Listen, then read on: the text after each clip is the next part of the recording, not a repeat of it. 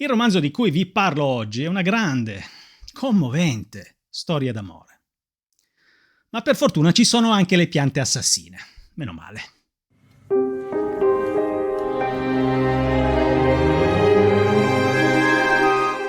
Ma prima vi ricordo che tutti i romanzi che recensisco sono acquistabili andando qui sotto in descrizione e cliccando sul link che vi metto a disposizione. Io guadagno una piccola percentuale, a voi non costa niente. Il libro di oggi finisce dritto dritto anche nello shop di Broken Stories, che è la mia libreria virtuale. Andate a farci un giro per scoprire chicche di genere dark, immaginifico, fantasy, fantascienza, horror, weird. Fate un po' voi. Torniamo alla recensione.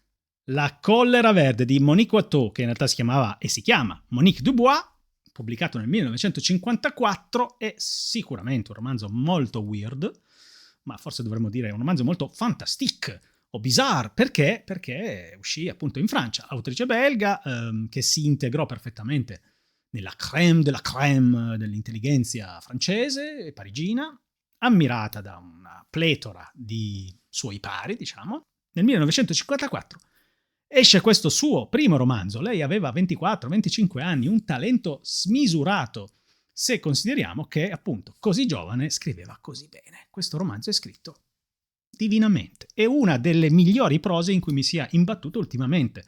Una prosa originale, ma non pesante, intendiamoci. Una prosa che riesce veramente a scardinare i neuroni del lettore per suscitargli emozioni, per suscitare sensazioni, e sensazioni molto vivide in un romanzo che è torrido, ragazzi, torrido. Un amore vissuto appassionatamente dai due protagonisti, che sono Marat, scritto Mara, però è un uomo, che è questo cacciatore di animali selvatici da destinare agli zoo, brutto, cattivo, non si fa, e Jennifer, che il nostro incontra nell'isola di Bali. Siamo in Indonesia all'inizio, nei pressi di un tempio tutto scolpito, istoriato di statue, di quei templi lì, avete presente.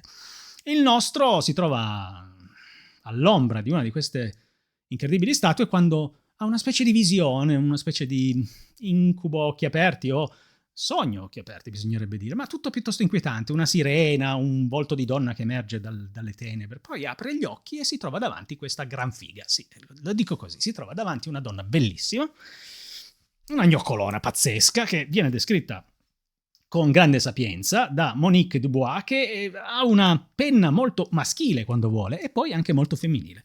Insomma, è bravissima a scrivere. E quello che scrive è, nel 54, una storia che insomma è molto francese, è molto parigina, perché i francesi sono bravi a passare, come dire, a farti passare l'idea che le storie torride di sesso, di scopate incredibili siano un evento culturale da prendere in esame sotto l'ottica dell'avanzamento sociale, eccetera, soprattutto nel 1954. Era vero, leggere di due che trombano così tanto, che con dettagli così... Insomma, la sto mettendo in una maniera che non è certamente molto parigina e molto intellettuale, però vorrei riportare a terra un po' il discorso.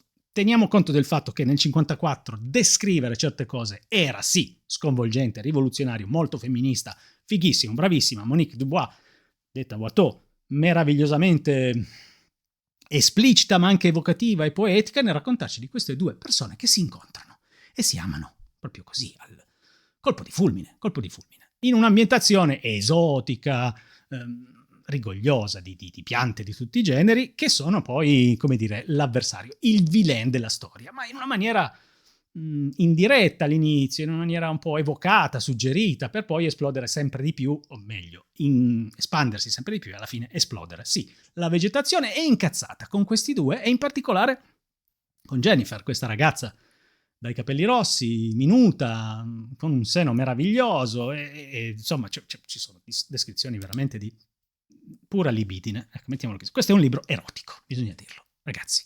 È un libro erotico, fantastico, weird, in cui succedono cose che non vengono spiegate più di tanto, perché non sarebbe abbastanza intellettuale, non sarebbe abbastanza sofisticato spiegarlo.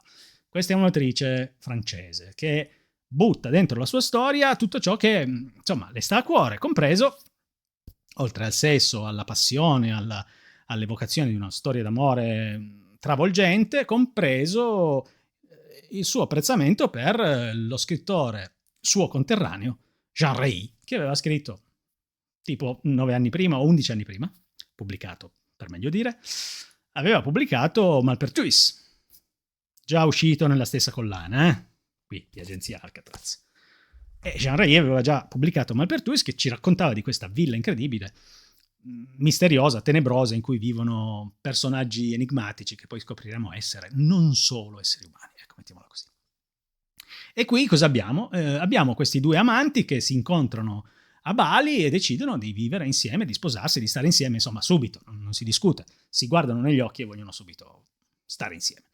E quindi si dirigono in un'isola, mi pare della Costa Azzurra, dove il nostro Marat è erede di una villa, di una zia, e la villa si chiama Maupertuis. Malpertuis, Maupertuis.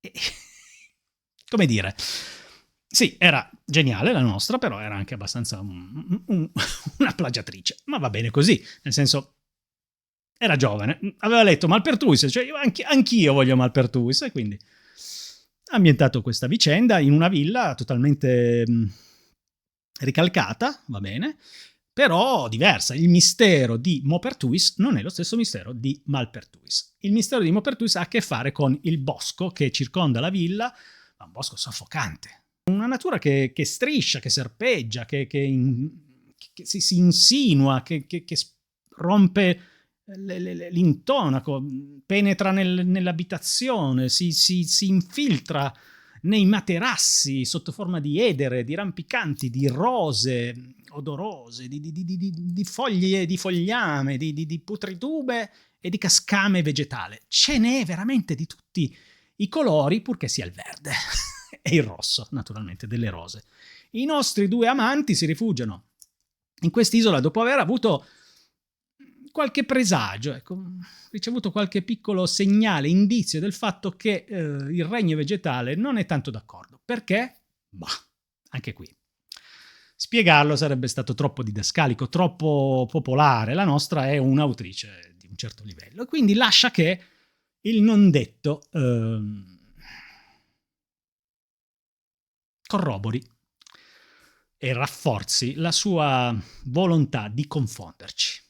Sì, noi lettori siamo confusi, ma siamo anche molto arrapati, perché le descrizioni, ragazzi, io ritorno a dirvelo, sono di una brillante suggestione e carnale possessione. Mettiamola così. Bravissima. Prima ancora però dell'erotismo, cioè, insomma, l'amore, l'innamoramento è descritto meravigliosamente, anche dal punto di vista maschile, perché Monique Watteau si immedesima alla perfezione in Marat, che è un uomo, nonostante il nome, e ci fa innamorare di Jennifer, di questa creatura, una silfide dei boschi quasi, che però è una donna in carne e ossa, a tutti gli effetti, che vive lì da sola a Bali, dove è nata, praticamente sempre nuda, non sto neanche a dirvelo, e comunque ci riesce a evocare veramente, a descrivere quella sensazione di quello stato nascente dell'innamoramento che fa piazza pulita di ogni lucidità, di ogni capacità di restare con i piedi per terra, e va bene così, perché questo è un po', questo è il romanzo di una 24enne che vuole raccontarci quella condizione lì. Fermo restando che io tendenzialmente rifuggo da questo tipo di storie, non posso certo descrivere La collera verde come un becero romance. Non siamo lì, qua siamo nell'ambito di una letteratura di qualità che mescola questo, mescola il sesso, mescola la passione, l'attrazione fisica, ma anche la libertà di amare, di essere infogliate delle donne, anche negli anni 50, giustamente. Insomma, per rompere un po' gli argini, gli schemi di una società che era certo diversa da quella attuale, anche se in quella attuale stanno tornando, diciamo, alcune forme di oscurantismo conservatore che, insomma, facciamo attenzione. Monique Watteau quindi si propone, arriva sulla scena della letteratura francese e dice: vi scrivo questo libro che è una cosa, incomprensibile, inclassificabile, dentro c'è la letteratura più alta, ma c'è anche il mistero, l'enigma, c'è il fantastico, c'è il weird, che allora non si chiamava weird, c'è Jean Rey, divertiamoci con tutta la materia possibile della letteratura e non limitiamoci a questo pallosissimo realismo a tutti i costi. E così lei si lancia, briglia sciolta, nel raccontarci una storia che poteva essere pallosamente normale. Lui incontra lei e lui si guardano negli occhi, fanno l'amore, cercano casa, vivono una strana condizione di deliquio dei sensi, sono persi in mezzo a questa sbornia proprio di sentimenti e di passione, e poteva essere tutto qui. Poi alla fine, naturalmente, siccome questo è comunque un libro d'autore francofono, ma direi quasi parigino, siccome è così, alla fine comunque bisognerà rassegnarsi al fatto che c'è il dramma, c'è la tragedia. Sì, io questo non lo apprezzo tanto nei francesi, quando vogliono fare i fighi. Come l'ho detto, i fighi? No, volevo dire i fighi. Quando vogliono fare i fighi, gli autori francesi alla fine ti mettono uno che muore. Così, perché bisogna soffrire. Ah, l'amour.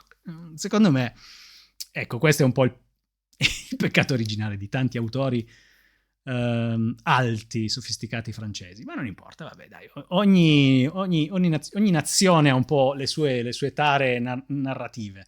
Noi ne abbiamo altre, siamo dei cialtroni per altri versi.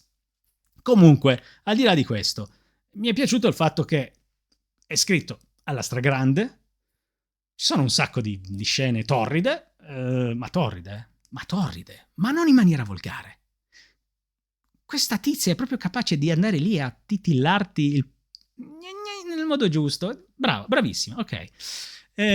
Ho già detto che c'è tanto sesso? Bah, vabbè. Però, ripeto, non c'è tanto sesso in maniera becera e volgare, ma è quello che ti piacerebbe proprio, insomma, che piace a tutti, veramente, insomma. Quasi idealizzato, bellissimo. Insomma, Marat e Jennifer sono una coppia meravigliosa. Questo è un 9 settimane e mezzo con le piante assassine. Ecco qua, ho trovato la formula. 9 settimane e mezzo con le piante assassine, che per fortuna ci sono. E quando compaiono, soprattutto nello scantinato della villa di Maupertuis, mamma mia, aiuto, fanno veramente, ci sono delle entità stranissime. Peccato che compaiano poco, cioè, hanno un ruolo un po' marginale. Certo, quando arrivano, paura. Però un po' di più. Avrei voluto più piante assassine, se devo essere sincero, perché io invece un po' becero lo sono, un po' pulp lo sono. Qui di pulp non ce n'è proprio per niente, ragazzi. Ma niente. Però c'è un personaggio enigmatico che arriva a un certo punto e che mi ha fatto pensare molto a anche quello, a Maupertuis, perché è chiaro che non è proprio uno normalissimo, però l'autrice, che è francese ed è sofisticata, o meglio è belga ed è sofisticata, ma è molto parigina, non ci spiega proprio fino in fondo chi sia. Dobbiamo capirlo noi, e se non lo capiamo, pazienza, vuol dire che non siamo all'altezza. Questo, diciamo, non detto molto sofisticato e intellettuale parigino, un po' mi dà i nervi. Però resta il fatto che bisogna anche collocare il romanzo nella sua cornice storica. Stiamo parlando del 1954 e non del 2025, in cui escono romanzi che sono così, pieni di passione, di sesso, ma sono delle cagate pazzesche, tra l'altro, scritte malissimo. Questo è scritto benissimo e ha il coraggio non banale, non scontato, di utilizzare la materia prima del fantastico, del weird, quindi vi dicevo le piante assassine, tutto questo groviglio di creature vegetali incazzate, per raccontare una storia che sì, poi alla fine ti lascia anche un po' allibito, però hai la certezza di aver letto un bel libro. Magari non hai capito proprio tutto, magari ti rendi conto che è un'opera giovanile in cui questa qui voleva buttare fuori tutto, ma tutto quello che insomma le si agitava nel cuore, nel petto, e questo fa.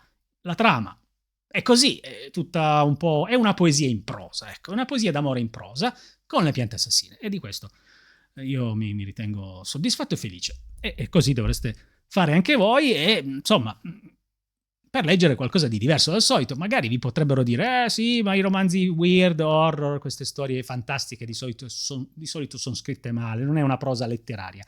E invece voi potrete sempre opporre a tale cazzata La collera verde, che è scritto con una prosa altissima, interessantissima, originale, e la traduzione fa il suo lavoro fino in fondo.